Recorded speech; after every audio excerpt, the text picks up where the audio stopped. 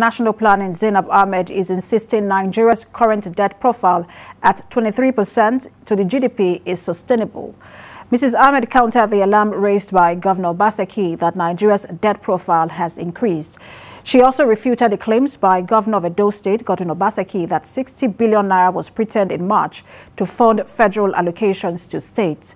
Mrs. Ahmed told State House correspondents after this week's Federal Executive Council meeting that contrary to unfounded claims by Governor Obaseki, what was distributed at the monthly Federation Account Allocation Committee meeting was generated revenue from government institutions. The issue that has been raised by the Edo State Governor for me is very, very sad because it is not a fact. What we distribute at fact is revenue that is generated, and the fact distribution revenue is a public information. We publish it. So it's revenue generated by the FRS, the customs, the NMPC that we distribute at fact. So it is not true to say we printed money to distribute at fact. It is not. And joining me to discuss this is a public affairs analyst, Ambrose Igbokwe. Good to have you join us, Ambrose Igbokwe.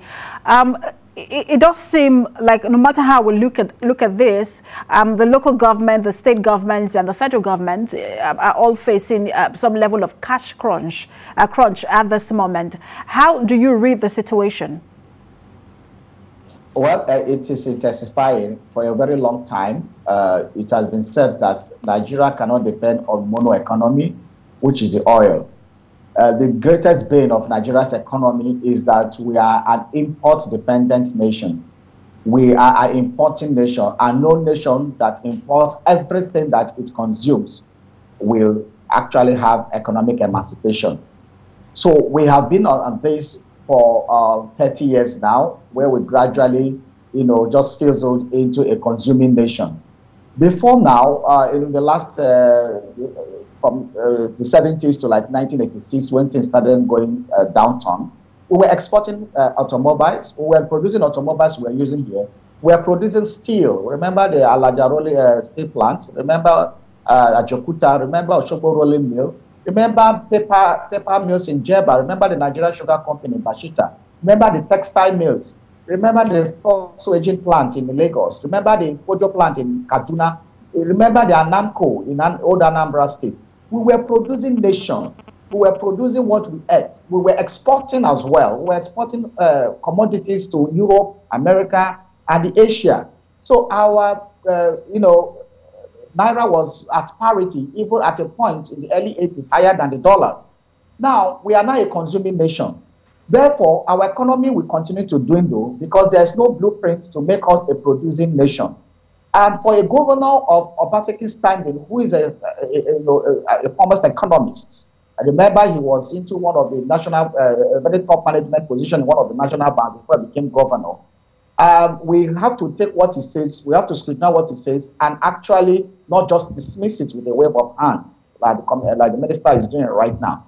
For being a governor who sits where these things are distributed, he must know what he's saying. So it's a gloomy picture.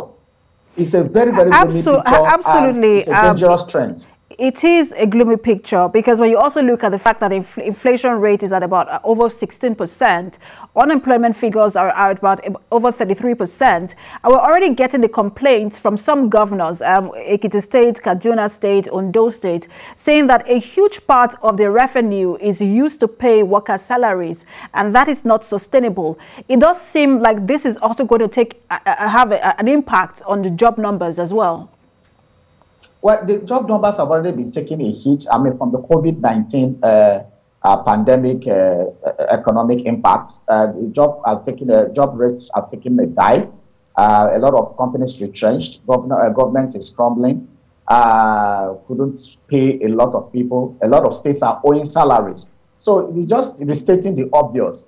And if we continue on this trend, the only dependent economy that we export, commodity that we export, is the crude oil. Even at that, we are not doing it well. We send crude overseas, refine it out there, and then import refined product. That is what I would call a voodoo economy. There's no way economy can prosper like that. Therefore, more states will come on board to say they can't pay salaries. So what's the solution? The solution is not in printing money and doing all kinds of things. That will always skyrocket the inflation rate. What we need to do is to sit down as a nation to see how we can become a producing nation, become less dependent on import goods, and re-strategize this economy for better economic future. The solution is not to start retrenching workers or sacking workers. What you are going to do is to create a social economic problem in the polity. We've seen some level of improvement in rice production in the country, although it is we're still not self-sufficient in that area. So one wonders, where should we begin in terms of revenue generation if we want to improve on our revenue? What sectors should we begin to look at? First, we need to look before, when the textile industry was alive. The textile industry was the second highest employer of labor after government. Therefore, we need to look at that sector critically to see how do we revive our textile industry. That will create so many jobs. Secondly, the only export product we have, which is crude oil, we should find every means to deregulate that sector in terms of refining capacity. Where we depend on only NNPC that has not been able to refine the oil to do so, it's a catastrophe. Modular refineries will be allowed to grow, and then there should be incentive and a good economic blueprint to allow people to be able to refine oil locally. Thirdly, we should revive cash crops like cash crops like cashew, like the rubber, like palm oil, and then of course sugarcane. A crop like sugarcane has no byproduct, has no waste products. I mean to say, all the byproducts of sugarcane are used for setting up other industries like ethanol, like paper, and the rest. So why we should allow our sugar factories die is what I don't know. Now we import bulk sugar and then we start refining. Meanwhile, we have the capacity to grow sugar canes and then make it work. Therefore, these are the areas we need to look at them before, after getting that agri sector running, then we cannot go into where we used to be, like the steel plant. An economist said one time that any country that cannot produce the boats and the nuts it uses, that country cannot be economically sustainable.